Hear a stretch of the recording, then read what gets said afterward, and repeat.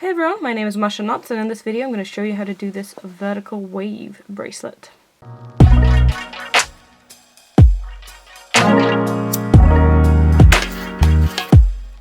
So this time we've changed the scene up a bit. I'm using a cushion instead of my regular background, and I've pinned the bracelet to the cushion via a safety pin. I found it to be a quite convenient way to pin bracelets that have a loop in them, so that's what I'm doing today.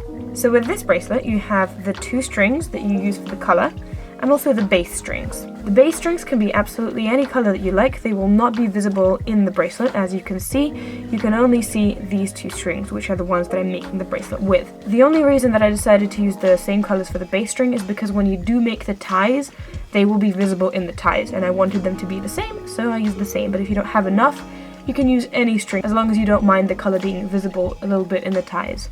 As for the main colours of the bracelet, I decided to go with a white to just be a neutral background, and this blue string, which is actually a gradient sort of colour shifting string. You can see here it's a bit tangled, but it's the same string.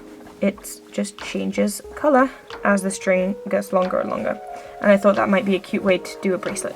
The string that I have is by Loops and Threads, and I bought it in Michael's when I was in the USA, but you can use any sort of colour shifting string that you like, it doesn't really matter.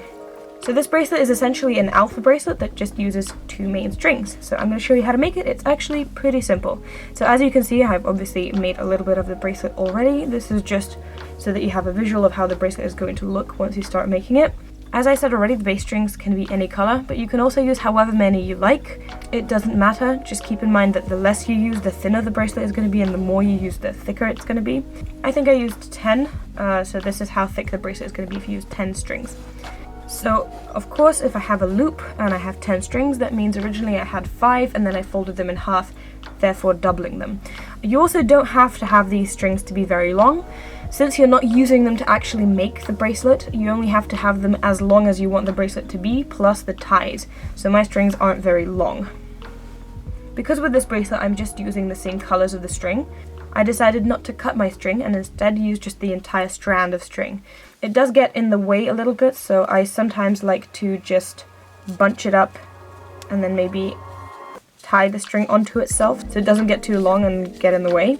But I do not cut the string. The only reason I cut this one is because it ran out. I didn't actually cut it. So yeah, you can always add more string to the bracelet though, so if you do decide that this is not comfortable for you, you don't like having the entire strand in your hand, you can cut it and then add more string. That's not an issue. So the first thing you're going to do is you're going to make an entire row of forward knots with one of your strings, the one that is on the left, which in my case is the blue one, but if you're just starting out the bracelet, you know, you can just use whichever one you like. So I'm going to do a row of forward knots.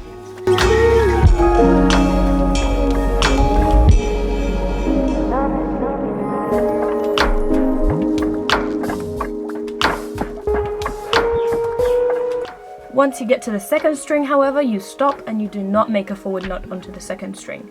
Once you get to the end, you are going to go backwards and do an entire row of backward knots with the same string that you were using previously.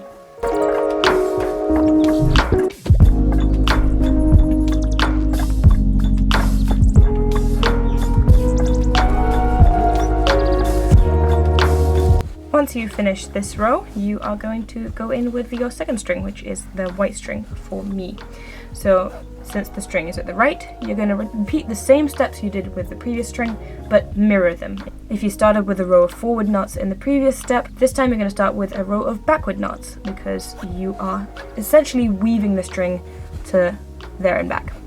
So now I'm going to do a row of backward knots with the white string.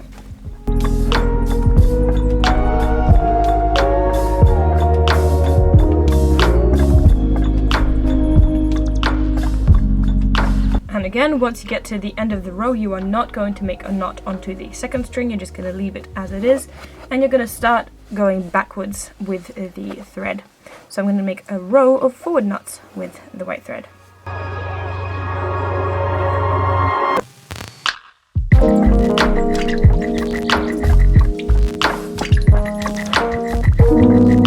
So to finish this bracelet, you have to just repeat these two steps with each of the strings, obviously alternating the strings each time.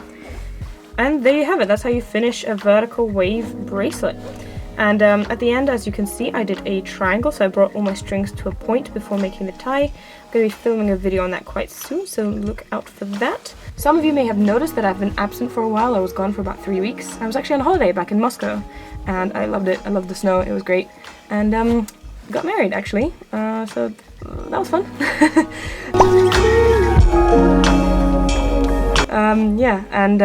But I'm excited to be back in London and to my filming schedule. I'm going to be filming videos more often for you guys now, and videos will be up every Tuesday and Saturday if all goes well and I'm able to stick to my plan. So be on the lookout for that, and subscribe if you haven't already. And I'll see you in my next video. Bye!